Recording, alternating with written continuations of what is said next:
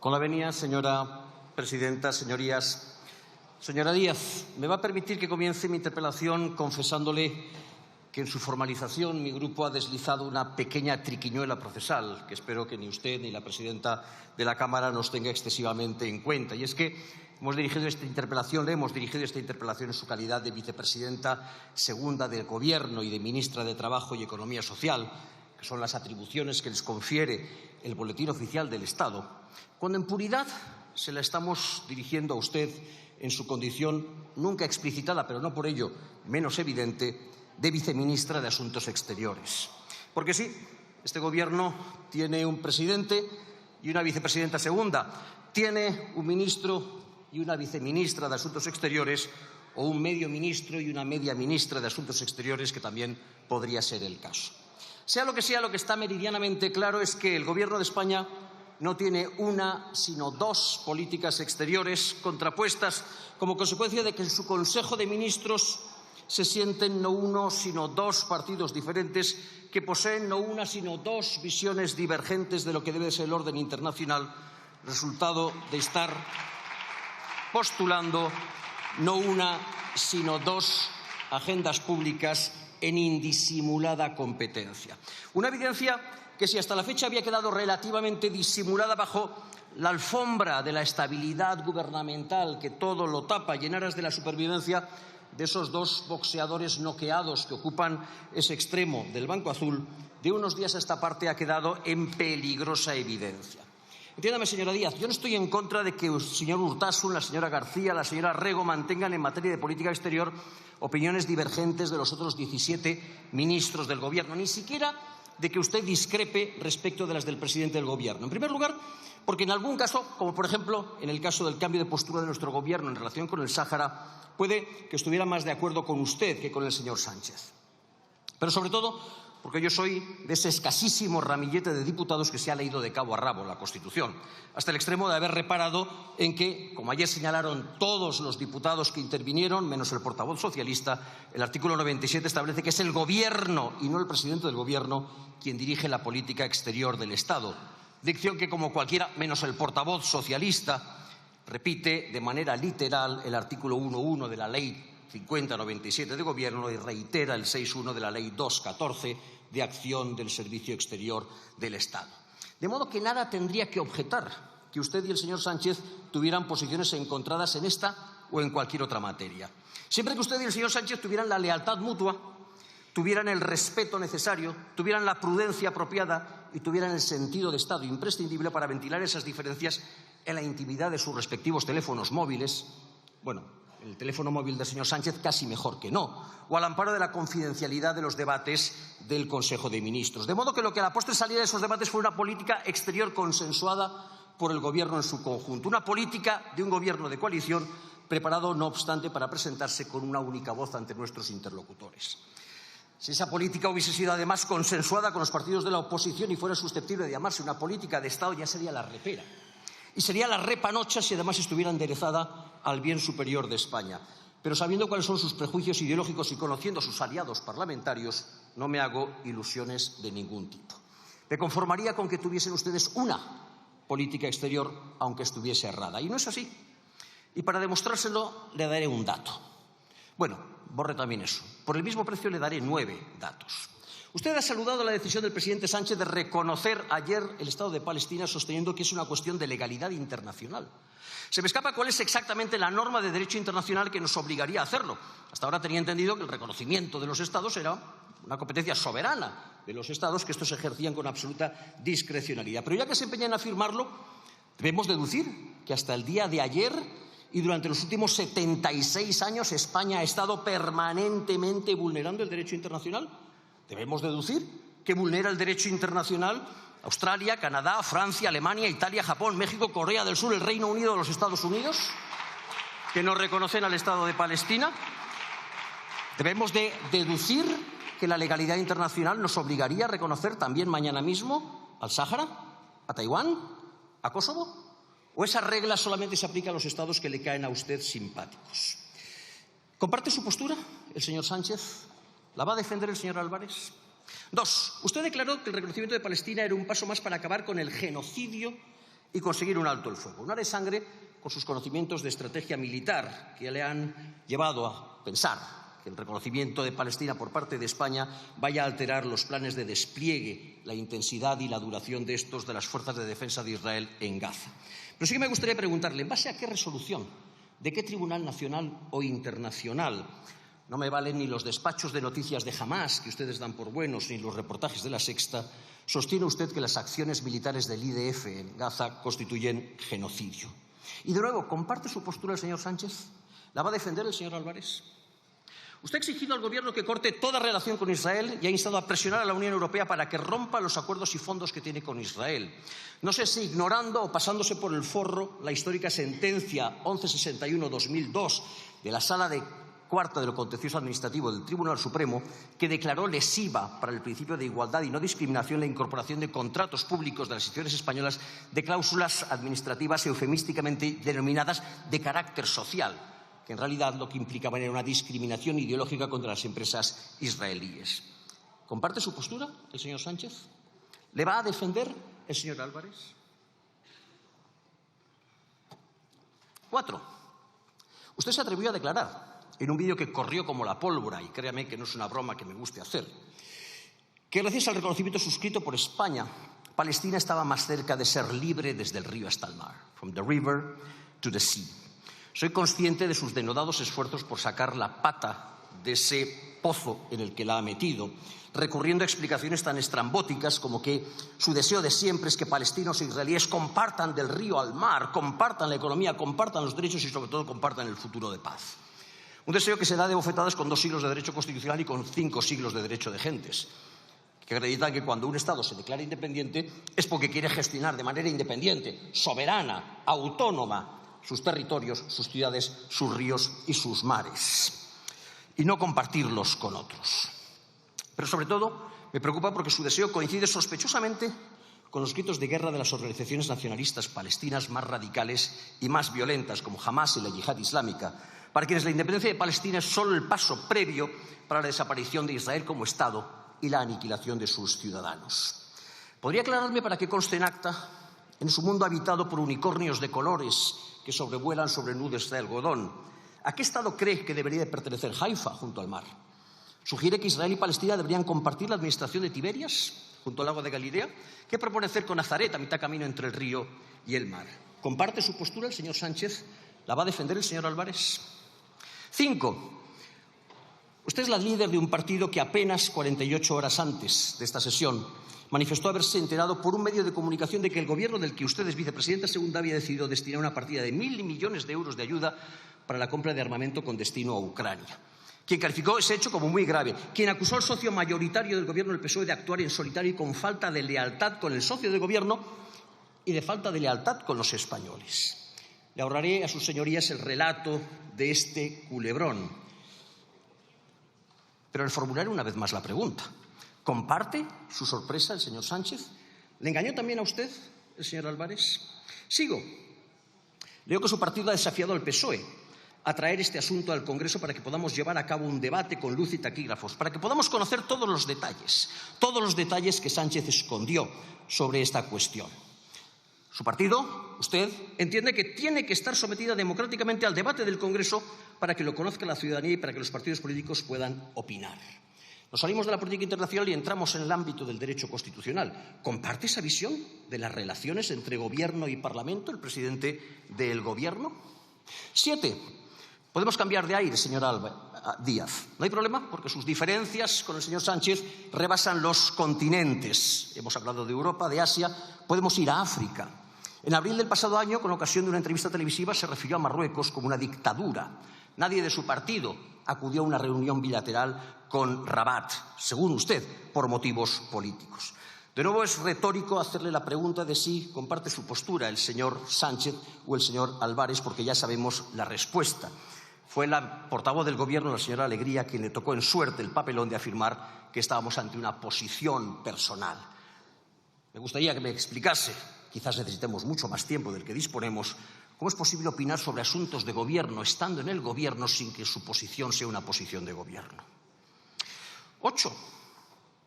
Ya que estamos en África, su discrepancia respecto del Sáhara es tan manifiesta que no es preciso seguir en ella. Y 9. Terminaré con otros datos que no le afectan personalmente a usted, sino a su partido. Usted lidera un partido que cuenta entre sus dirigentes a la señora Rego, ministra de Juventud, quien desfila por las calles de Madrid de la mano de una organización terrorista como el Frente Popular para la Liberación de Palestina, que tiene al señor Bustinduy, ministro de Derechos Sociales, que remite cartas a las empresas españolas advirtiéndoles del riesgo de contribuir al genocidio en Palestina, que tiene como portavoz al señor Errejón, que se permite corregir al ministro de Asuntos Exteriores cuando afirma que Israel es un Estado amigo, apostillando que es un Estado amigo de asesinar palestinos, y que mantiene también como portavoz de Exteriores al señor Santiago, que no solamente está en contra de la ampliación de la OTAN, sino que cree que debería desaparecer. ¿Comparte el señor Sánchez la postura de sus camaradas? ¿Recibieron del señor Álvarez el respaldo que demandaban? Voy concluyendo, señora Díaz. Ha quedado meridianamente claro que usted y el presidente del Gobierno discrepan en enorme número de extremos en su política internacional. Pero fíjese, lo más grave de todo no es cuando discrepan, sino cuando coinciden. Porque, como sucede con los relojes estropeados, al menos 2 veces al día dan la hora correctamente. Usted y el señor Sánchez se han puesto del lado de Hamás, el grupo terrorista responsable de la masacre del 7 de octubre que dejó 1.200 asesinados. El señor Sánchez y usted han elegido el peor momento posible para reconocer al Estado palestino, convirtiendo su gesto en un arma en manos de los terroristas.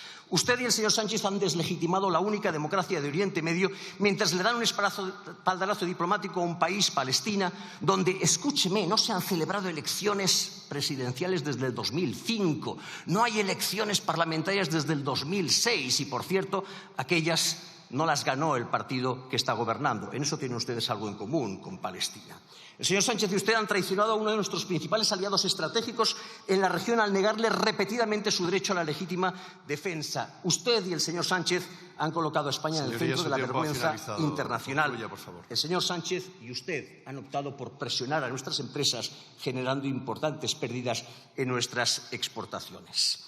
No me importan los prejuicios, termino, señor presidente, que este quilombo les vaya a generar a usted, al señor Sánchez y a su partido. La decisión de meterse un día con la nación que mejor insulta y a la mañana siguiente con el país que mejor espía del mundo no creo que les vaya a reportar ningún beneficio a usted, ni a su partido, ni a su gobierno. Pero me preocupan los prejuicios que le vayan a generar a los españoles. Por fortuna, hay patriotas que no están hoy en este Congreso porque están tratando de paliar esos efectos sobre nuestra economía y sobre nuestros ciudadanos en Tel Aviv.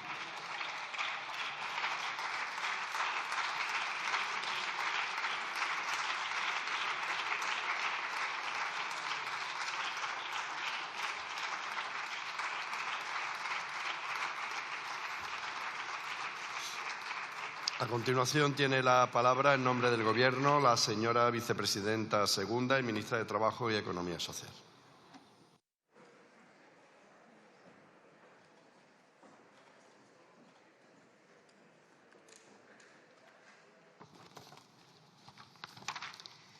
Muchas gracias, señoría, por su intervención.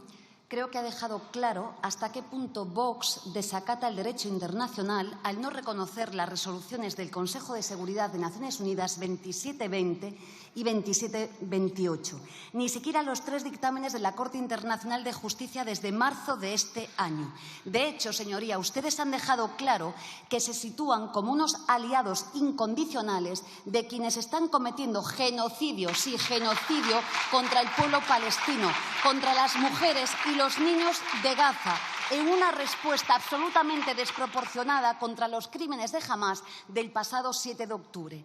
Señoría, ayer traspasó todos los límites del derecho internacional y de los derechos humanos. Ayer ustedes se reunieron con una persona a la que el fiscal de la Corte Penal Internacional ha emitido una orden de detención por crímenes de guerra, 48 horas después de que el gobierno de Netanyahu quemara un campamento con niños y niñas dentro. Elogio su firmeza, señor Flores. ¿Qué firmeza tienen ustedes, señora Abascal? La firmeza de asesinar a 35.000 personas, a 14.000 niños y niñas, a quemarlos vivo. ¿Es esta su firmeza? ¿Dónde están ustedes, señorías del Partido Popular? ¿Dónde está el señor Feijóo? El socio de Feijóo con un criminal de guerra, mientras él sigue pensando que va a ganar las elecciones europeas. Señorías, se lo digo claramente, la foto de ayer de Abascal y el silencio del señor Feijóo les va a perseguir durante todas sus vidas. Les va a perseguir durante todas sus vidas. El Gobierno de coalición progresista, al reconocer ayer bilateralmente el Estado de Palestina, señorías, sí ha cumplido con una exigencia del derecho internacional desde la resolución 181 del año 47, con la posición también de este Congreso del año 2014, con la posición, señoría, de 143 estados en la reciente votación del pasado 10 de mayo en Naciones Unidas. Lo digo claramente, señorías. Sí, dos estados, Israel y Palestina, conviviendo en paz, en fronteras seguras. Y lo digo, señoría, desde el río hasta el mar, como señala la resolución 181 de Naciones Unidas. Esta es la base del derecho internacional desde esa resolución.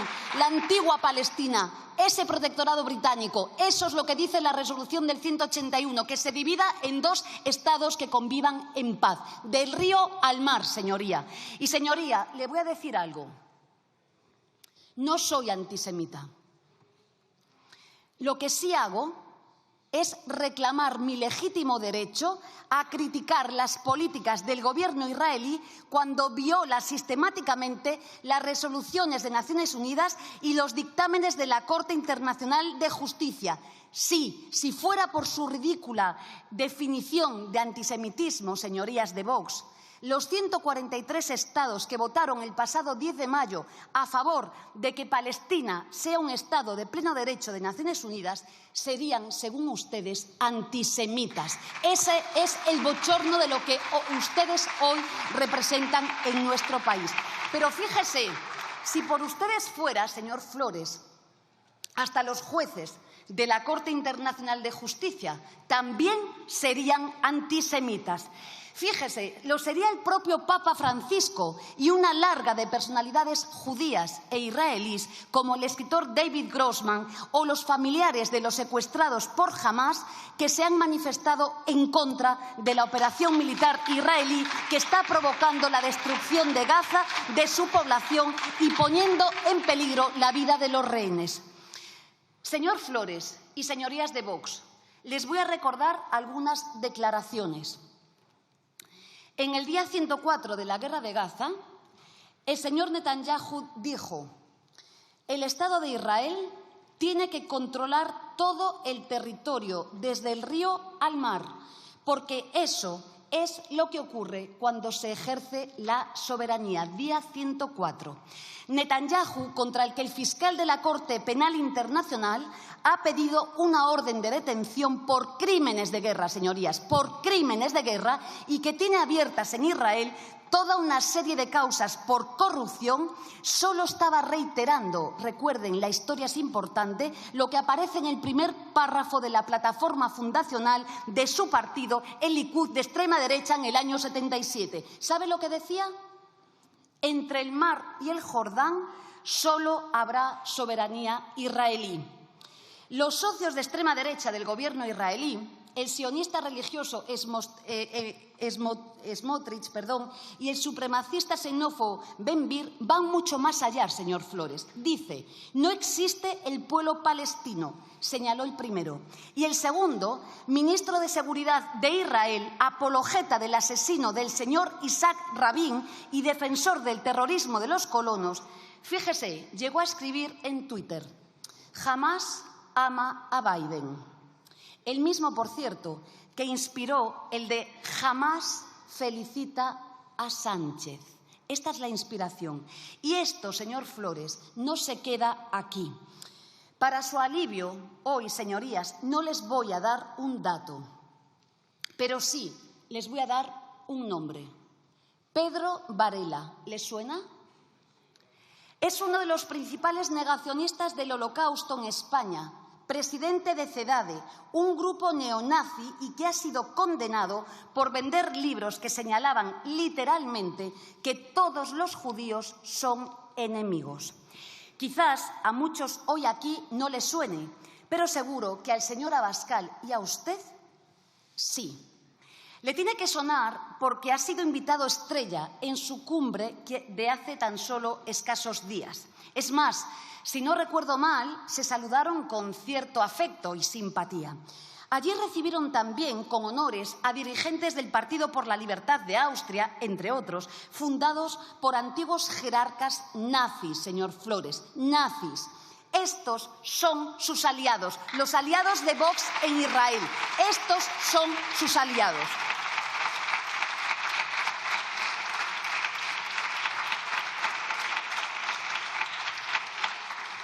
Señorías, han pasado 76 años desde la proclamación del Estado de Israel, cuyo fundamento legal, lo vuelvo a recordar, trae causa de la Resolución 181 del año 47. Una resolución que establecía la creación, como dije, de dos Estados, Israel y Palestina, entre el río y el mar. Una resolución para que los pueblos pudieran vivir en democracia y seguridad, ejerciendo su libre autodeterminación y cooperando económicamente para su mutuo beneficio. Sabemos bien lo que vino tras esta resolución. Vino la guerra del 48, que acabó en la Nakba, con cientos de miles de refugiadas palestinas expulsados de sus hogares. Vino la cadena de guerras posteriores, especialmente la del 67, que redujo el territorio palestino a la mitad. Vino la ocupación de Cisjordania, con control directo y único sobre la zona C. Vinieron las resoluciones de Naciones Unidas contrarias a la expansión de los asentamientos coloniales. Vino la anexión de Jerusalén Oriental, impidiendo la celebración de elecciones palestinas. Y vino lo que todas estamos asistiendo estos meses: Gaza convertida en la mayor cárcel a cielo abierto y el mayor campo de refugiados del mundo. Esta violación sistemática del derecho internacional, de los acuerdos de Oslo, es una fuente de inestabilidad y de inseguridad permanente en Oriente Medio. Es más, es una violación continua de los derechos humanos y civiles de la población palestina, tanto que la propia Amnistía Internacional lo califica de apartheid, señor Flores. Por eso, el pueblo palestino, para poder ejercer su autodeterminación y elegir su destino, necesita un Estado propio basado en su soberanía. Señorías, esta situación de opresión y violación de los derechos humanos y políticos del pueblo palestino genera violencia. Y, señorías de Vox, sí, estamos viviendo un auténtico genocidio. Y hoy, señor Flores, ustedes tienen una auténtica oportunidad, la oportunidad de condenar estos hechos. ¿Condena usted y condenan ustedes, señorías de Vox, los más de 35.000 asesinados en Palestina?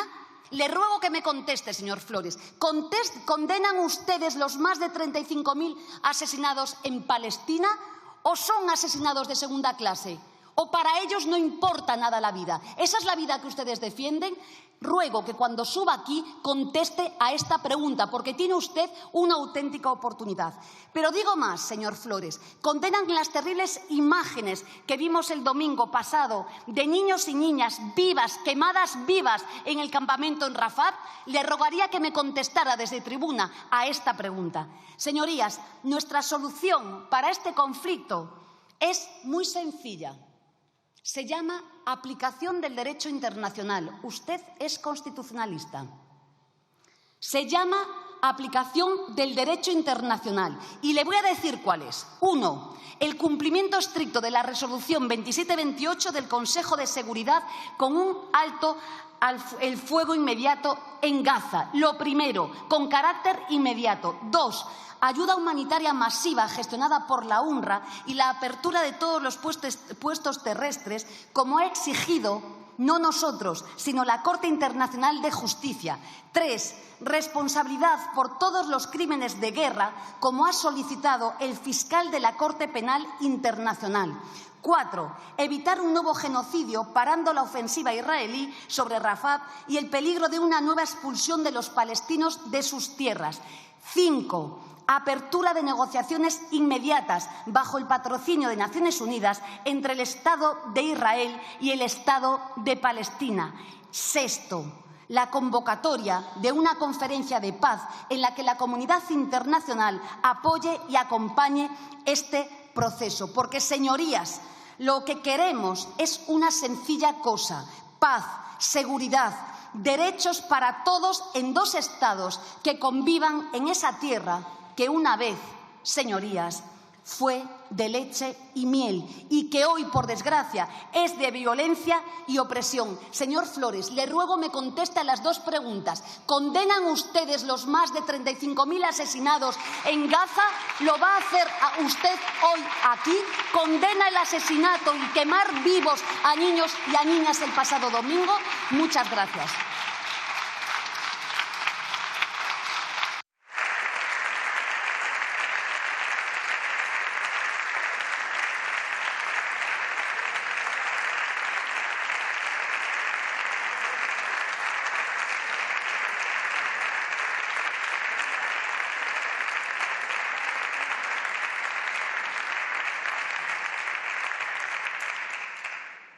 Gracias, señora vicepresidenta. Tiene ahora la palabra el señor Flores Juberías por un tiempo de 5 minutos.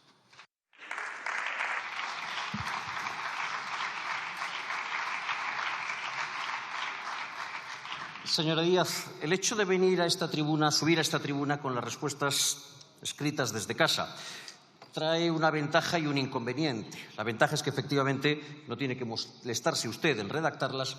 El inconveniente es que a veces responde usted a acusaciones que no se le han hecho. Yo no le he acusado a usted, repase mi discurso si tiene la amabilidad, de antisemita. No la conozco lo suficiente como para saber si las medidas que adopta el gobierno del cual usted forma parte contra el Estado de Israel obedecen a una adversión hacia el pueblo judío o simplemente a una ponderación incorrecta, letalmente incorrecta, de cuáles sean las prioridades de nuestro país en política internacional. No sé si es usted antisemita o si es sencillamente torpe. Respondo a su pregunta. Respondo a su pregunta, pero para hacerlo necesitaría antes que respondiese usted a una mía. ¿Cuál es la fuente de ese dato? ¿Cuál es la fuente de esos 35.000 asesinados en Palestina? Porque usted, su partido y su gobierno llevan desde el mes de octubre dando por buenos los despachos de noticias de Hamás, dando por buenas las cifras arrojadas por Hamás, con independencia de que éstas vengan desmentidas por la realidad, por medios de comunicación más serios o por estados que tienen servicios de inteligencia en la zona un tanto más acreditados, cuestión de días, de semanas o de meses después. En cualquiera de los casos, volvamos a la cuestión que nos ocupa, y es que la política exterior que ha diseñado usted y el presidente del Gobierno a la limón, a veces de acuerdo, a veces en confrontación, es una política tremendamente errada.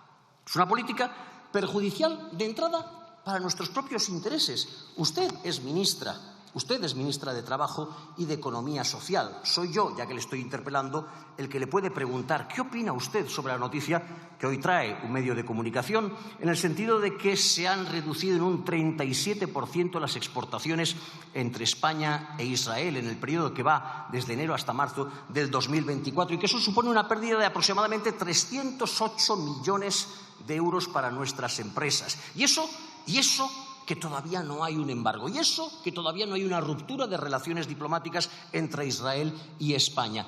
Eso solamente como consecuencia de las políticas de presión sobre los empresarios que ejercen ustedes y sobre la desincentivación que para los empresarios genera la actual situación diplomática.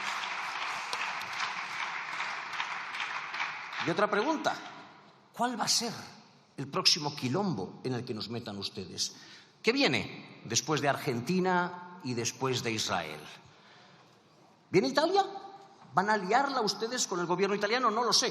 Porque un día se molestan ustedes porque Giorgia Meloni tenga relaciones especialmente cercanas con Vox, participe, Meloni sí, Varela no, en el Viva 24, y al día siguiente le dan ustedes las gracias porque Meloni nos invite al G7. No lo sé si a la próxima la van a liar con Italia. ¿La van a liar con los Estados Unidos? Ahí creo que sí que tenemos bastante más papeletas. Pedro Sánchez y Exteriores ya trabajan con una victoria casi segura de Trump en las presidenciales de Estados Unidos. Nuevamente, titulares de prensa de hoy. Noticia de prensa de hoy. No se me ría porque hay motivos. Pedro Sánchez busca fortalecer su rol como contrapeso mundial a una hipotética victoria del Partido Republicano en los Estados Unidos. Donald Trump y Pedro Sánchez. Donald Trump y Pedro Sánchez. Esto es lo que llamamos un equilibrio internacional. Sánchez quiere una némesis ideológica global, es decir, entablar un diálogo de tú a tú entre Donald Trump y Pedro Sánchez. ¿Vamos a liarla también con los Estados Unidos? Le advierto que las consecuencias serán estratosféricamente mayores que liarla con Argentina, que ya está bien, o que liarla con Israel, que ya está bien. Pero eso es lo que pasa cuando ustedes organizan su política exterior en base a sus apriorismos ideológicos y en base a su estrecha visión de las relaciones internacionales, en base al criterio de que aquellos regímenes que están cercanos ideológicamente a ustedes merecen su apoyo y los que están lejanos su condena. Aunque en estos momentos, ya le digo yo, elija usted el régimen de derechas que quiera. Me da lo mismo. Hungría, Polonia, Eslovaquia, lo que usted prefiera, está a años luz, en términos de calidad democrática, de esa Palestina que usted acaba de reconocer, cuyo presidente, se lo repetiré, fue elegido en el 2005, 19 años atrás, cuyo Parlamento fue elegido en el 2006, hace 18 años. Y, por cierto, es gobernada por el partido que ni siquiera ganó las elecciones. Confío, sinceramente, que en España nos dure menos esto de estar gobernado por el partido que perdió las elecciones. Muchas gracias.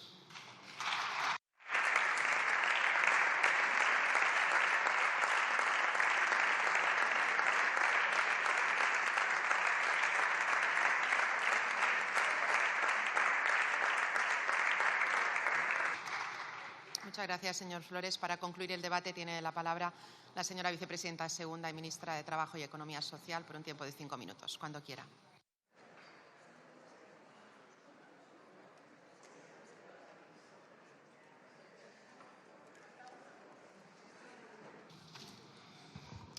Señoría, no le voy a contestar.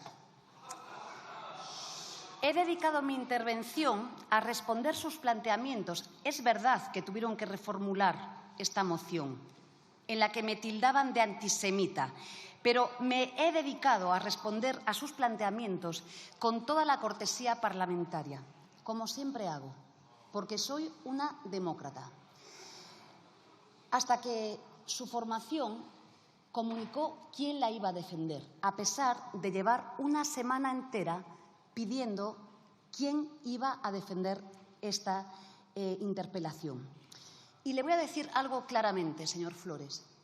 No le voy a responder ni voy a debatir con un condenado por maltrato que de manera sistemática ataca los derechos de las mujeres. No le voy a responder. Fíjese, toda la ciudadanía conoce su catadura moral. Toda la ciudadanía. Las fotos con los asesinos de violencia machista, los silencios de las víctimas de machismo y sus risas. Y también la práctica del machismo más horroroso. Yo tengo la suerte de tener voz aquí hoy y defender a las mujeres de mi país. En un país, además, que tenemos una sociedad feminista y que ha avanzado mucho en nuestro país. Y una sociedad que es feminista y que es muchísimo más grande que lo que ustedes representan. Se lo digo claro, señor Flores, no voy a responderle a un condenado por maltrato. Y le digo más, señor Flores. Estamos aquí, una España que defiende el derecho al aborto, el derecho a ser madres, si queremos, con absoluta libertad. Es una conquista feminista de la que me siento muy orgullosa, que lleva así la lucha de muchas mujeres de nuestro país. Y a pesar de ustedes, vamos a seguir defendiendo los derechos feministas y, como he hecho hoy aquí, también la causa de la dignidad y del derecho internacional. Como le he dicho, no le respondo a un condenado por maltrato.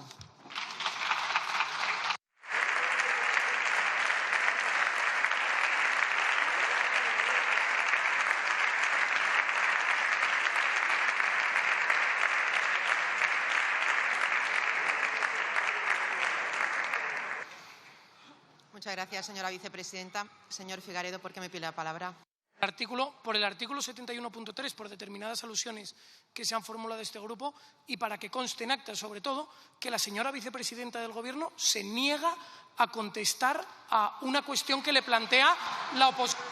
Una manifiesta irregularidad en cualquier... Señor Figaredo, no tiene la palabra. La señora vicepresidenta ha hecho alusiones a una persona en concreto, a un diputado en concreto, que era el que tenía el uso de la palabra. Muchas gracias.